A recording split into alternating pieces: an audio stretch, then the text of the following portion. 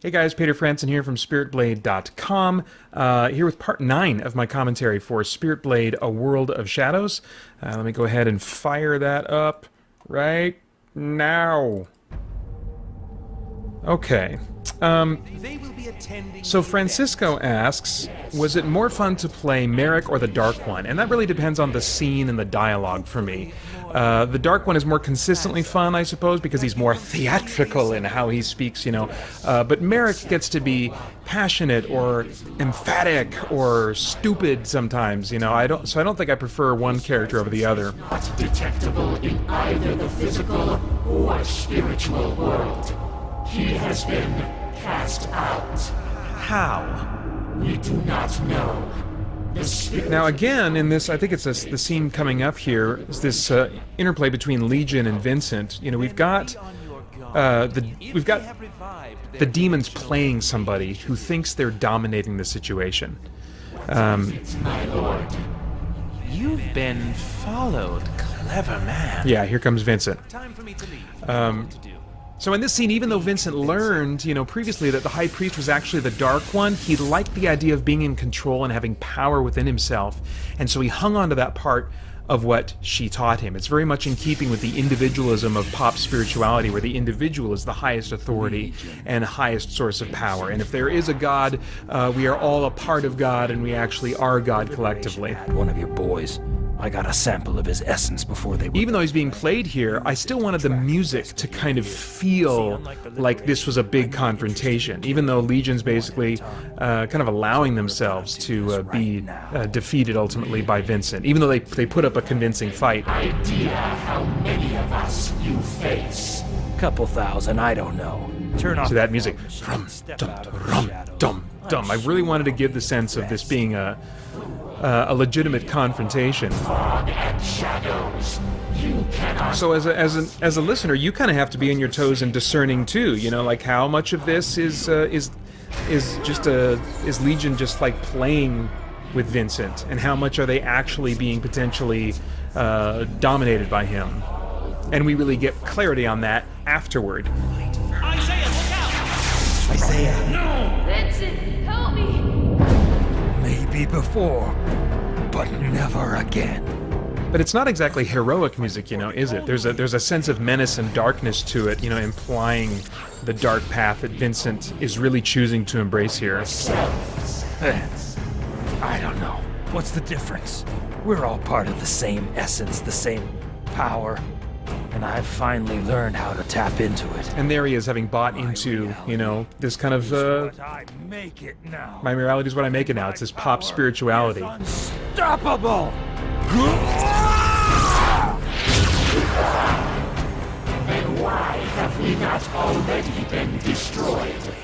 You claim to wield power, but still pathetically lean on an empty religious crutch.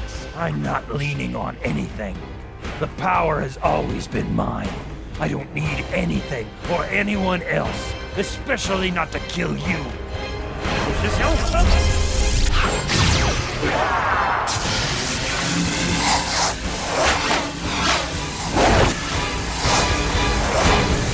Those demons whooshing is a fact that was taken from Spirit Blade 1 when a bunch of demons were flying through a portal. You can run. But we can't hide anymore. In less than okay, so this public event that the Liberation is flying to used to be called the Day of Tolerance, an annual festival that was going to serve as the meeting place for the Liberation to make their case to the government. Nathan James Norman read the script at my request before production started so I could get feedback from another writer, and he very rightly observed that this wouldn't make any sense. Why would the public be going forward with this happy day of celebration when the Shaden ultimatum is like hanging over their heads and could result in the destruction of the human race? I cannot believe I didn't notice that myself and quickly made changes so that it was just a meeting that Merrick required take place in public to get a fair hearing, the trade-off being that they would surrender for execution if their case wasn't convincing. Anyone asks, you're just giving me a ride. Now the fact, you know, Public, right? that was part of the deal. Which I'm amazed you were able to arrange. Don't look at me, Ebony. Personally, I think this has the only written all over it. Take me through the arrangements again? The governor's office has assembled a roster of influential thinkers to come and hear us out. We've got 6 hours to meet with them and present. I was going to say something before, but I'm going to wait because it's not quite relevant yet. Brought into groups stationed at about 8 tables to sit and talk with whoever the governor's office recruited. And this is all happening outside at the city park? Yeah, one of my requirements for doing this was that the talks be open for public observation. We have to stay near the tables, but there are no restrictions on what we can say. Eb, I got you security clearance to be at one of the tables if you want, so you can feel free to sit and listen. Well, I've got some questions myself. Who are these influential thinkers we will be speaking with? Well, you'll be with me and doing very little speaking, but the people that'll be across from us are the cultural elite. The prophet of the World Church of Unity will be there, along with other public icons and artists. People with strong voices that love their own words so much they upload to the GCS network on an hourly basis, knowing that millions will eat it up and make it their creed. So this is our chance to influence the influencers. Today we might just... And that's certainly a reflection, I think, of today. I don't want to give influencers too much credit, that people ultimately choose whether or not they're going to think for themselves or not. But with our pleasure and entertainment-obsessed culture, it's all the more easy to just kind of find ourselves being influenced by people who really shouldn't be influencing us. We're bringing about 20 Liberation members and 20 more Sanctafi. That's over 40 Seekers. What about the Shaden ultimatum to hunt Seekers down and deliver them for execution?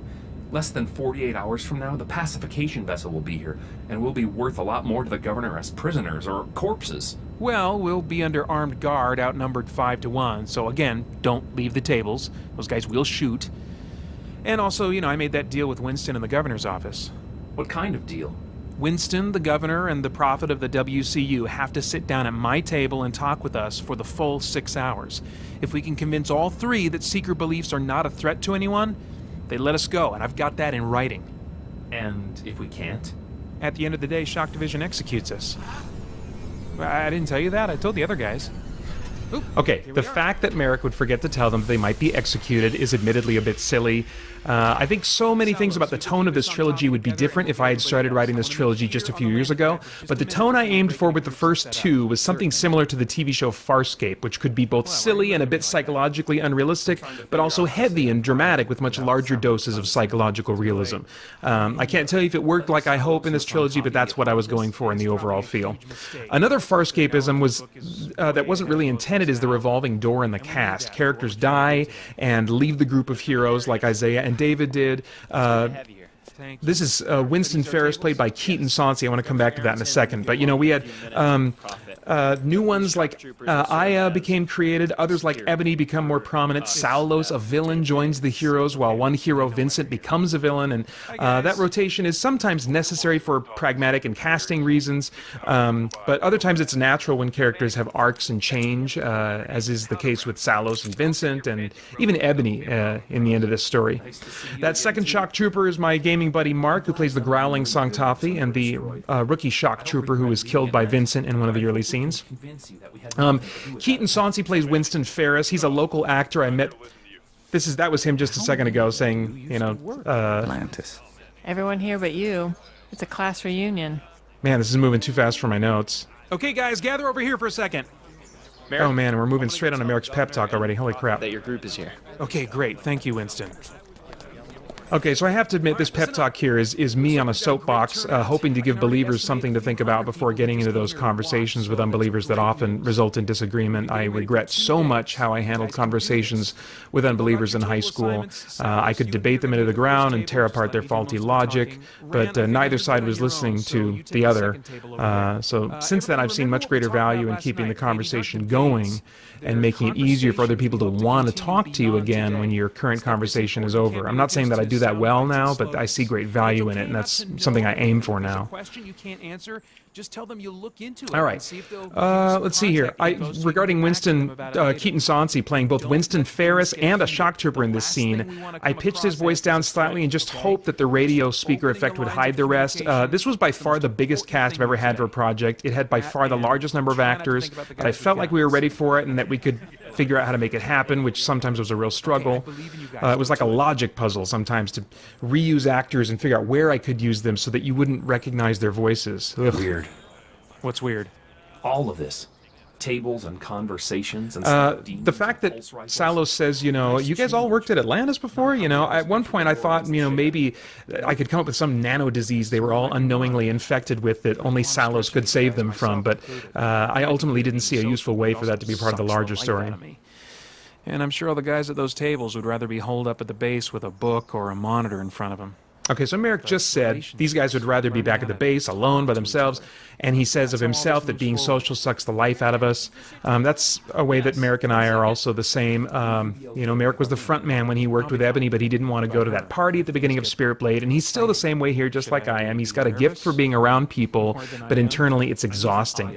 And that's not something really obvious about Merrick, which I regret, but I wanted to put it out there because I think many geeks can relate to feeling exhausted by people and finding it difficult to invest time in social activities, whether we're good at them or not. Trying to solve Zakarian-Geisler equations. Okay, so there's a reference to Zakarian-Geisler equations. That's two different thinkers I was reading and enjoying at the time. Dr. Ravi Zacharias is a highly respected Christian apologist, and Dr. Norman Geisler wrote the 4-volume systematic theology that I spent a couple years working my way through. You, not me.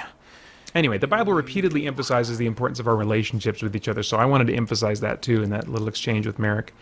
So now we've got the song Who You Really Are. It was originally going to be a tragic ballad reflecting on all that the liberation has lost.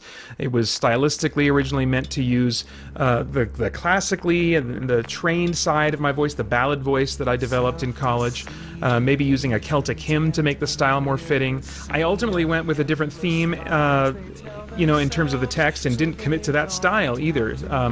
Though in general, I allowed a few more subtle shades of my formal voice into my singing in this project. I developed this song and recorded my cellist, Linda Lindstrom, in a key about you can add that to the mockery count. Anyway, my cellist, Linda Lindstrom, recorded this in a key one whole step higher than the final version. My voice just wasn't working the way I wanted it to in the original key, and it made all the difference for me to drop it a little. Rather than have Linda record all over again, I tried pitching her work down, which thickened the sound a bit, but not in a way that I thought hurt her contribution. However, at the release party, she noticed the change since she's so familiar with the tone quality she usually produces when she plays. And as a bit of trivia, Linda is the mother of Jessica Lindstrom, as she was credited in Dark Ritual. She's now Jessica Garcia, who played cello for the song Silence in Dark Ritual. This song is a Peter Franzen original from top to bottom, with the cello part being created by Linda Lindstrom. I don't think songwriting is my strength, so I've done increasingly less of it with each of these projects, but this was a song I wanted to write and to put out there. Usually when I write a song, it's because I don't see any other songs giving voice to the things I want to say, and I felt a strong desire to sing a song of repentance for how I and other believers disgrace the name and the reputation of Jesus with our words and our actions. It's also a song expressing frustration at the state of the world, and how people tell themselves they're content and everything is good when it's really not, or who perhaps truly do feel content and self-satisfied, but only because they are lying to themselves. Lying because facing the truth means looking into the eyes of God and seeing His perfection and dealing with that horrified realization of how far short we fall and the massive trouble that we're in, the judgment that we're under because of that. Either way, truth has so little value, and pleasure is the highest pursuit today, and those are my natural tendencies too. But from my perspective as a believer, I see how much more dangerous a problem it is for those who reject the truth about Jesus in favor of feeling comfort or pleasure in the short term. And then next to that is how we as Christians fail to represent the truth well, because we try our best but still say things that are stupid or misunderstood, or that in some cases are outright sinful. That second verse now was more about our lack of willingness to interact with others, maybe because we're afraid we'll screw it up, or we try but it doesn't seem to have any effect, as the people we care about just continue to self-destruct, so we just kind of play it safe and comfortable and don't represent Christ when we should. With the upcoming bridge here that after this that uses the cello, I actually took material that Linda had recorded for two different parts of the song, and then did some creative editing to put them on top of each other, and like mix up measures and stuff that she'd recorded, and create basically this kind of duet of cellos playing.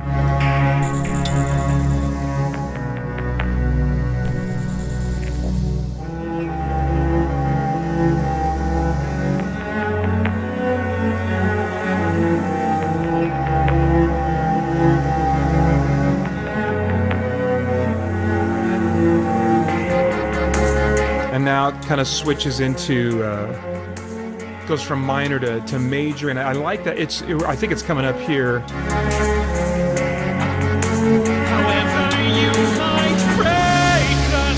I love that, having a song in minor that goes to major for just a little bit. It's like a ray of hope and joy in the midst of darkness. I did that with Golgotha's Tale and maybe another song I can't remember, but it seemed to fit well here with this dark and somber song to give it this ray of hope, during each chorus.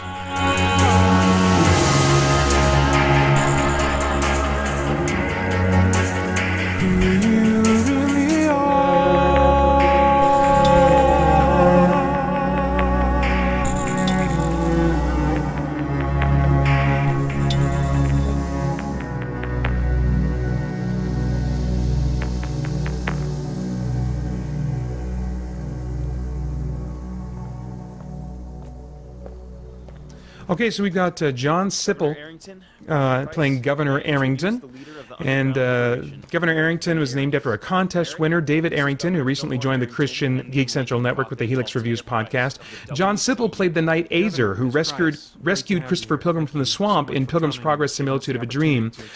John lives on the other side of the valley here in Arizona, and since recording for Pilgrim's Progress, he invested in a nice studio microphone so he wouldn't have to drive as much to do voice work around the valley. I asked if he'd be willing to play this part, and he graciously accepted, and we recorded all of it in a single session where I just directed him over the phone. For at least one of us. And who is your friend in the beautiful blue robe? I see there are others dressed like him as well. This is Brother Salos of the Sanctafi. They're a tribe of seekers we got to know overseas this last year. How surprisingly diverse of you. It is an honor to meet each. He's mainly here to listen. Yes, of course. Should we have a seat?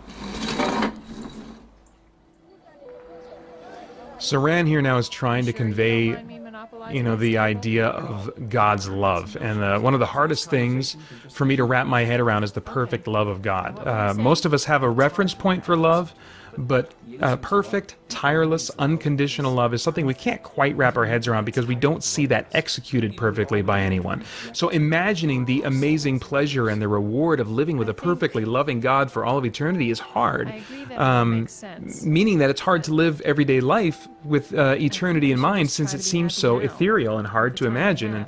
And that's why Ebony concludes that we might as well just live for right now. The promise of eternity with God feels like a fairy tale when compared to everyday life, so how can we trust that it's real and waiting for us? And yet in people like Ran and like you and me, if we make ourselves available for it, we can see glimpses of truly selfless love made possible by what Jesus does through us. Sometimes it even hurts to... What's wrong? Are those seekers? We're supposed to think so. Yes, I understand the view held by you and other seekers, but I don't think you appreciate the ramifications for our relationship with the Shada. Okay, so basically the governor is pointing out in this conversation here what they stand to lose if they break from the Shada and accuse them of all these things Merrick is saying is true of them. So again, with the governor and Winston here, we see that the real barrier to faith isn't logic as much as folks might say it is, but the fact that we have to let go of our pursuit of pleasure in favor of trusting God to rule over our lives instead of us ruling our lives. If Merrick and the Liberation are right about the Shada, then everything the Shada have done for humanity will be taken away or invalidated. For space travel. Which they will never share with humanity while you spread your message of hatred and intolerance. The conversation continues with some more conflicting worldview talk that I think kind of speaks for itself if you want to go back and listen to it again. One of the things that is useful when directing a scene like this is having clearly in mind the intensity of the scene and the pace at which it builds. None of these actors recorded at the same time. They each recorded separately with me directing them, and then I stitched them all together later. So I have to have a really strong sense of the pace at which this thing builds so that everyone is tracking along at the same tension level. whether we believe it. And sometimes I'll also get multiple takes with, you know, kind of little variations up and down on the intensity, so that I can be sure that in the end I'll have takes of all the lines that will naturally build the tension the way I need it to. Do not lie to your prophet. He tells the truth, and you are no one's prophet. Salos? What the Frez do your people think they're doing away from the tables? Merrick, we did not authorize the use of picket signs. Oh, Drac. Winston, Governor Arrington, those are not our people. Please believe me. Lies. You sicken me, Mr. Vendarius. You come under a banner of peace, claiming an open mind, when in truth you are... You don't know the meaning of Salos, shut up. When in truth you are a hateful, You will not ignorant speak fool of him that way. who cares nothing for anyone but himself and his own He sense is of a importance. good man, and I will not He's stand... attacking me! Guards! Merrick, get behind me! Wait, no, Salos, everybody calm down a second. Merrick, please, tell your men to return to the tables. They're not my men. Stand by to open fire. Glenn Haskell plays the commander here, and commanders don't wear helmets in Spirit Blade. That's kind of a way to differentiate them auditorily. I will cut them in half. Merrick, we've got a problem. Glenn Haskell also voiced the Falcor demon after Vincent killed the Falcor clone, and he voices the angel that Merrick talks to later on. Oh, and Rand just said Ebony there and not Aya. That was something little character bit I added really late in the process. You shouldn't have come here, Vendarius. Shock Division, open fire. No, wait! I warned you.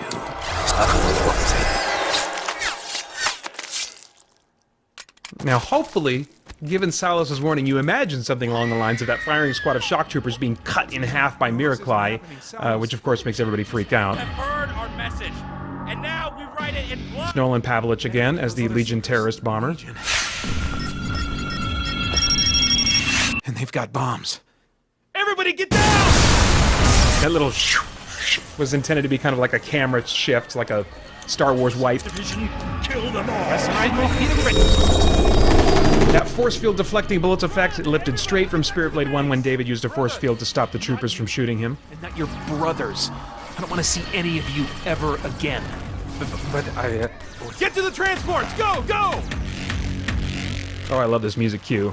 Brothers, defend their retreat! Stand your ground and die for Kristaya! I was moved a bit during the mixing process at Salos' willingness to die to protect Merrick and the others. He mourns the rejection he's just suffered from Merrick, but he and the Sanctapi don't hesitate for a second when it's time to give their lives so others can live.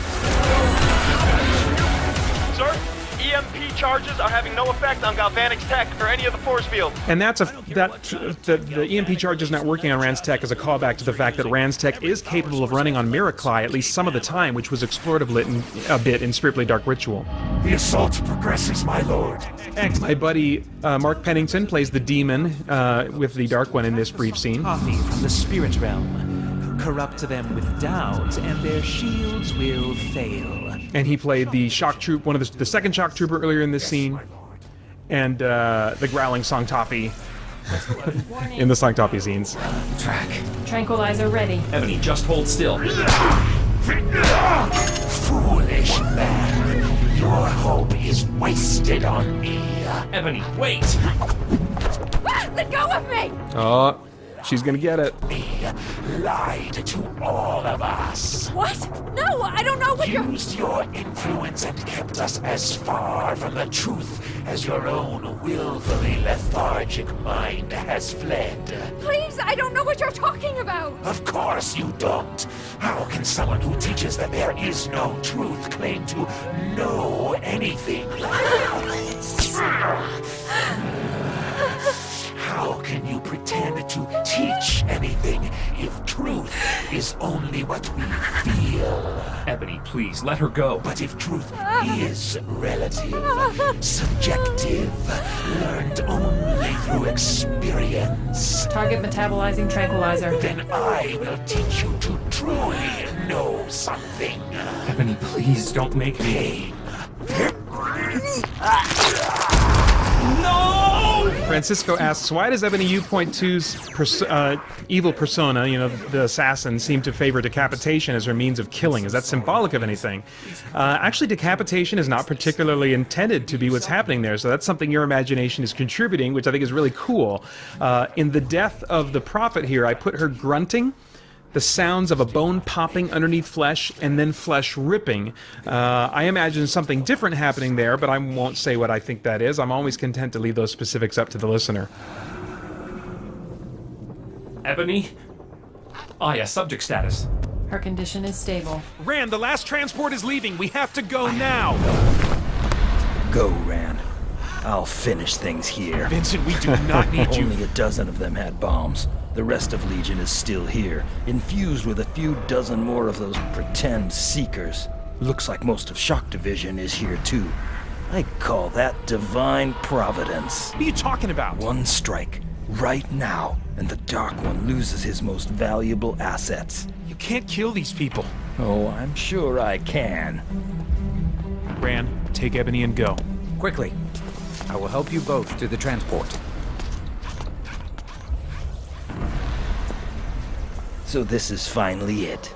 The part where you try to stop me. So now here we go. This is the lead up to the big showdown I've been waiting for since Spirit Blade Dark Ritual, and hopefully you were waiting for it too. That you don't know how to use. And I'll talk more about it in the next part of the commentary. No!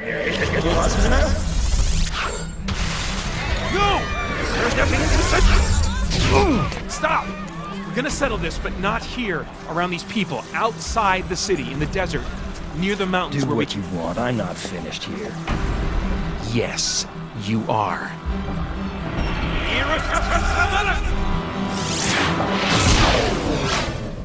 There he goes. And here I go. Thanks for listening. Bye-bye.